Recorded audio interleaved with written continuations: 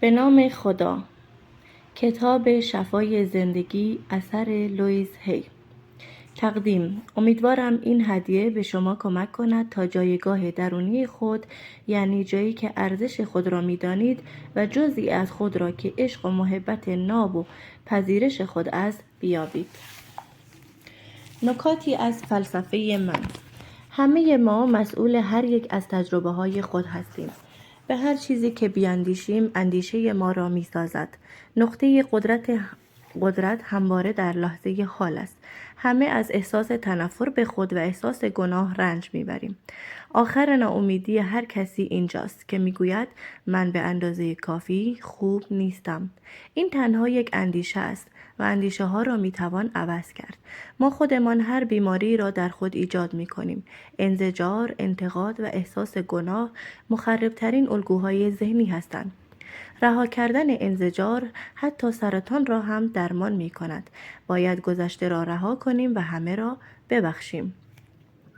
باید مشتاقانه بخواهیم تا دوست داشتن خود را یاد بگیریم. تایید و پذیرش خود در زمان حال کلیدهای تغییرات مثبتند. وقتی واقعا خود را دوست بداریم همه چیز در زندگی خوب پیش خواهد رفت. در بی‌نهایت زندگی، جایی که من هستم، همه چیز بی‌نقص، کامل و عالی است. هرچند زندگی تا ابد در حال تغییر است، هیچ آغاز و پایانی وجود ندارد. آنچه هست تنها یک چرخش و واچرخش بیوقفه اجسام و تجربه هاست. زندگی هیچ وقت مانده و ساکن و بیات نیست. هر لحظهش تازه و با تراوت است. من با قدرتی که مرا آفریده است یکی هستم و این قدرت به من قدرتی داده تا شرایطم را خودم بسازم. من از دانستن این موضوع خوشنودم که قدرت ذهنم را در اختیار خود دارم و به هر طریقی که می‌خواهم از آن بهره می‌برم. همانطور که از گذشته بیرون می‌آییم، هر لحظه از زندگی نقطه آغاز جدید است. این لحظه، همینجا و همین حالا برای من نقطه شروعی تازه است. همه چیز در دنیایم بسیار خوب است. آنچه باور دارم. دروازه‌های دانش و خرد همیشه باز است. زندگی واقعاً بسیار ساده است. از هر دستی بدهیم از همان دست پس می‌گیریم. به هر آنچه که در مورد خودمان می‌اندیشیم همان به حقیقت زندگیمان تبدیل می‌شود. من باور دارم هر کسی از جمله خود من مسئول تمام اتفاقات زندگیش است، چه خوب چه بد. هر اندیشه‌ای که به آن فکر می‌کنیم آینده ما را می‌سازد. هر کدام از ما تجاربمان را با اندیشه‌ها و احساساتمان می‌آفرینیم.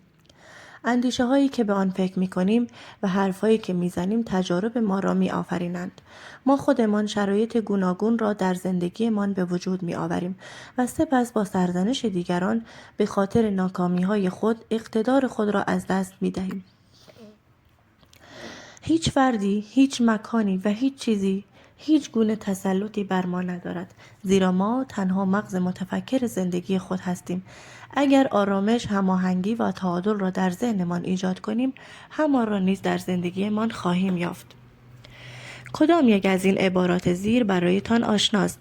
همه منتظر فرصتی هستند تا به من آسیب بزنند، یا همواره همه کمکم می کنند.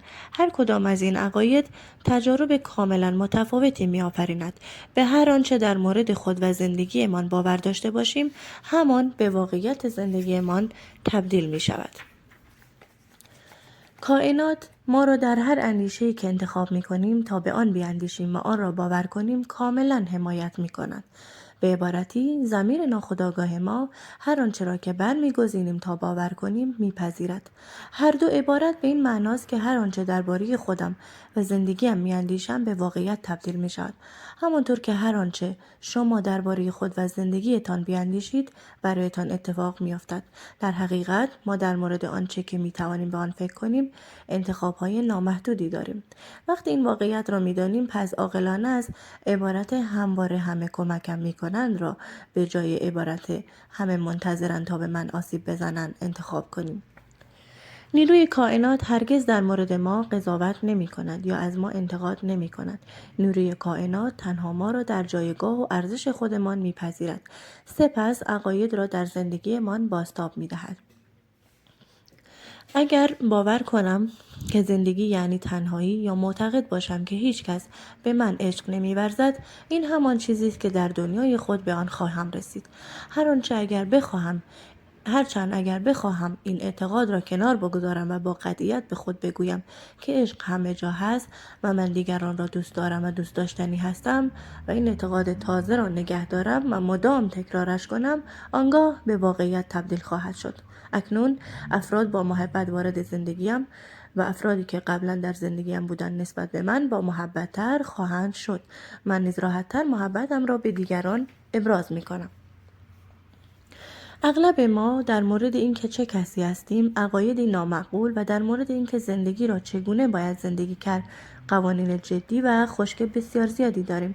این به معنای نکوهش ما نیست، چرا که هر یک از ما در حال انجام بهترین کاری هستیم که در این لحظه از ما ساخته است. اگر بیشتر می‌دانستیم، اگر درک و آگاهی بیشتری داشتیم، به گونه دیگر آن را انجام می‌دادیم.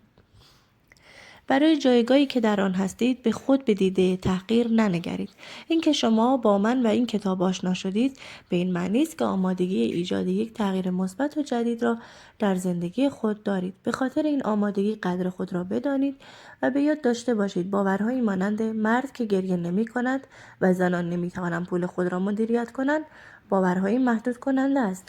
هنگامی که خیلی کوچک هستیم از واکنش‌های بزرگسالان پیرامون خود می‌آموزیم که نسبت به خود و زندگی چه احساسی داشته باشیم.